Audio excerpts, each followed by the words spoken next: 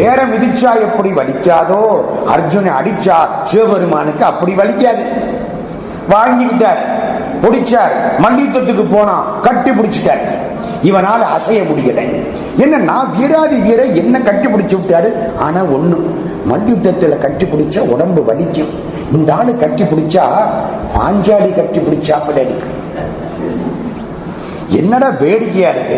சண்டையில இப்படியா பொண்டாட்டி கட்டி பிடிச்சா எவ்வளவு சந்தோஷமா இருக்குமோ அப்படி சந்தோஷமா இருக்கு. இந்த ஆளு என்னமோ புரியலையே, அழுத்தி கட்டி பிடிச்சு விட்டார் சிவபெருமான். அவனுக்கு சுகமா இருக்கு. அப்புறம்தான் காட்சி கொடுக்கிறார். காட்சி கொடுத்த உடனே கும்பிட்டான். பகவானே, நீ என் பக்கத்துல நின்றுக்க, என்னை கட்டி பிடிச்சிருக்க, எனக்கு பெரிய பாக்கியம். இந்த பாரதம் வேண்டாம், பாசுபதம் வேண்டாம், எதுவுமே வேண்டாம், உன் கூட வந்துடுறேன். இரு உன்னை நம்பித்தான் சண்டைய பரமாத்மா ஆரம்பிச்சிருக்காரு.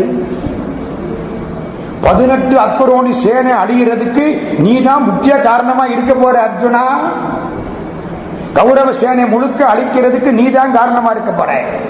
உன்னை நம்பித்தான் கிருஷ்ண பரமாத்மா பாரத யுத்தத்துக்கு ஏற்பாடு பண்ணிட்டு இருக்காரு. அதனால இப்போதைக்கு போ, பாசுபதம் தர்றேன். அடுத்த பிறவியில எந்த பன்றிக்காக இப்பொழுது என்னை ஏண்டா நீ வேடம் தானேன்னு கேட்டியோ